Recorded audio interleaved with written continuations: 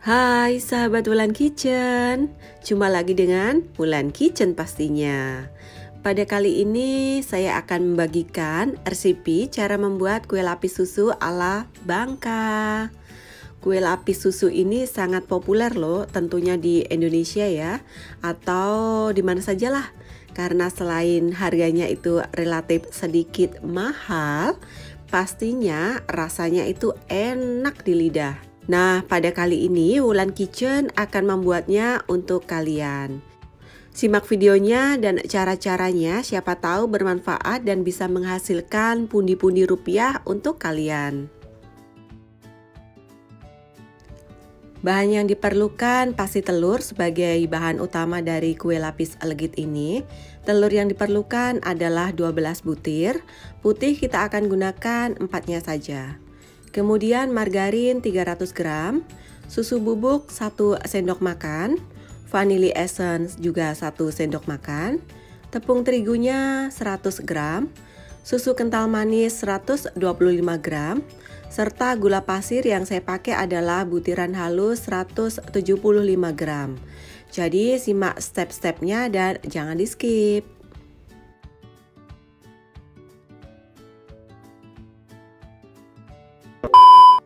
Oke, kita menuju ke langkah pertama. Kita akan memisahkan antara kuning telur dan juga putihnya. Seperti yang saya jelaskan di awal tadi, kita hanya mempergunakan 12 kuning telur saja untuk satu resep kue lapis legit ini. Sementara putihnya kita hanya memakai 4 saja, jadi sisanya kita sisihkan ya. Tetapi kita akan memisahkan antara kuning dan juga putih telurnya karena kita akan mengocoknya itu secara terpisah. Jadi sisihkan terlebih dahulu putih telurnya. Berbeda dengan lapis legit yang membutuhkan banyak kuning telur, lapis susu Bangka ini itu sedikit hemat telur ya ibu-ibu. Tetapi rasa dijamin sama ya dengan lapis legit yang menggunakan banyak kuning telur. Karena sebagian dari kuning telur di sini kita akan mengganti dengan susu kental manis. Kemudian kita tambahkan gula dan juga essence vanilla. Essence vanilla itu opsional ya, kalau tidak suka aroma dari essence vanilla bisa di skip. Kemudian kita mixer dengan kecepatan tinggi sampai adonan sedikit kental dan berubah agak kepucat-pucatan begitu.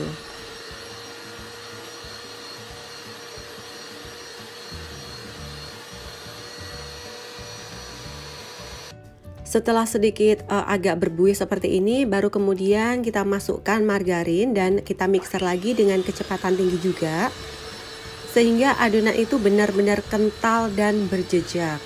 Di sini saya hanya mempergunakan hand mixer ya ibu-ibu. Jadi waktu yang diperlukan itu kurang lebih 15 menit. Kalau ibu-ibu menggunakan mixer yang agak high quality, mungkin boleh mempersingkat waktunya. Kalau adonan sudah mengental dan berwarna sedikit lebih pucat dari sebelumnya, kemudian kita matikan mixer dan sisihkan terlebih dahulu adonan kuning telur ini. Langkah selanjutnya kita akan memixer atau mengocok putih telur dan tambahkan dengan setengah sendok teh cream of tartar. Kalau tidak ada cream of tartar bisa diganti dengan sedikit perasan air jeruk nipis. Kocok sehingga kaku mirip dengan busa sabun ya. Bisa dites dengan membalikkan adonan. Kalau adonan tidak tumpah berarti kocokan putih telur sudah set.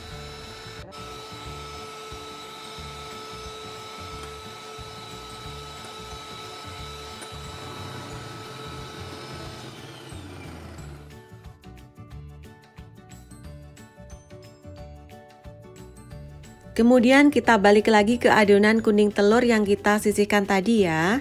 Masukkan susu kental manis dan mixer dengan kecepatan sedang sehingga tercampur rata. Asal rata saja, jangan terlalu lama memixernya. Kemudian masukkan susu bubuk dan juga tepung terigu secara bertahap agar memudahkan kita untuk mengocok atau memixer. Mixer dengan speed rendah sekali dan masukkan sisa tepung terigu sehingga semua adonan tercampur rata.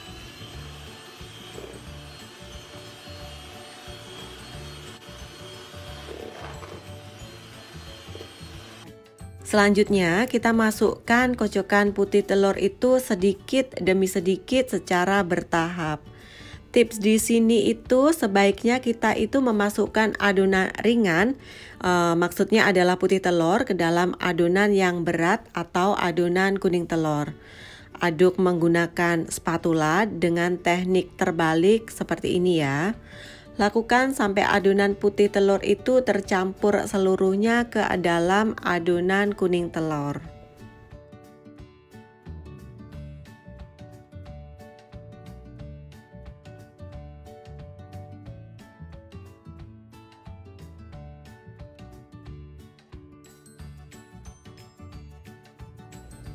Loyang yang saya pergunakan di sini adalah ukuran 16 x 16 cm dan sudah dilapisi dengan kertas roti atau baking paper terlebih dahulu.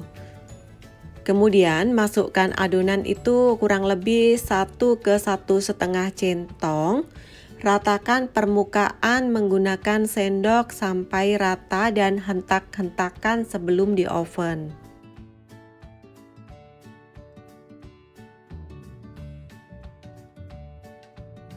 Oven sudah saya panaskan tadi kurang lebih 15 menit sebelumnya. Untuk awal pengovenan kita gunakan api atas bawah dengan suhu 170 derajat Celcius selama kurang lebih 20 menit atau sesuaikan dengan kondisi oven masing-masing ya. Nah, ini setelah 20 menit pengovenan tadi, kemudian kita timpa dengan adonan yang kedua. Langkahnya itu sama seperti yang kita lakukan di pertama tadi ya. Masukkan adonan kurang lebih 1,5 centong. Tetapi sebaiknya tiap akan memasukkan adonan terlebih dahulu kita aduk agar tidak menggumpal di bagian bawah. Kemudian kita ratakan permukaannya, dan untuk pengovenan selanjutnya kita akan memakai api atas saja dan lama pengovenan adalah sekitar 10 menit.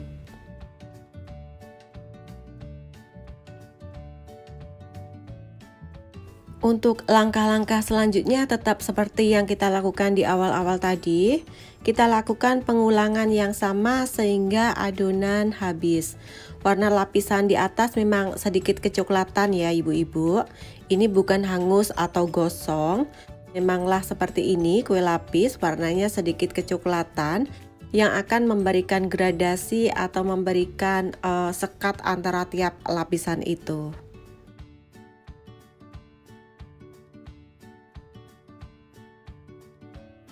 Nah, ini sudah di adonan untuk lapisan terakhir ya. Kemudian seperti yang tadi kita ratakan dan oven lagi sekitar 20 menit. Tetapi suhu kita turunkan menjadi 150 derajat Celcius agar matang sepenuhnya sampai ke lapisan paling bawah. Kue lapis susu Bangka kita sudah selesai di oven sepenuhnya ya ibu-ibu. Kemudian angin-anginkan terlebih dahulu sebelum dikeluarkan dari loyang. Untuk mendapatkan tampilan yang lebih cantik dan menarik, kita dapat membuang pinggirannya seperti ini. Hal ini dimaksudkan agar gradasi dari lapis legit atau lapisannya itu sedikit kelihatan. Memang pinggirnya itu seperti ini ya, biasanya itu lapis legit walaupun itu lapis legit bukan lapis susu yang kita buat seperti ini ya, memang seperti ini.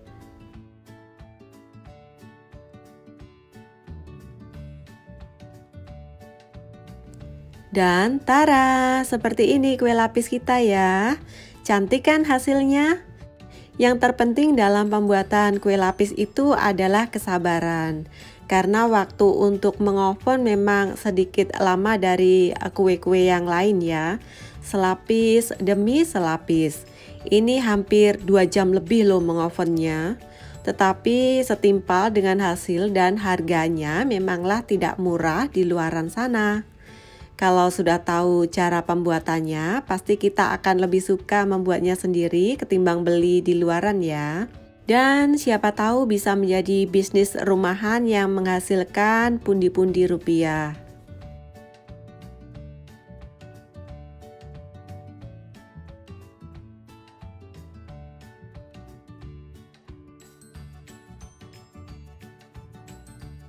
Hasilnya pun sangat lembut, walau kita kurangkan jumlah kuning telur dan ganti dengan susu kental manis.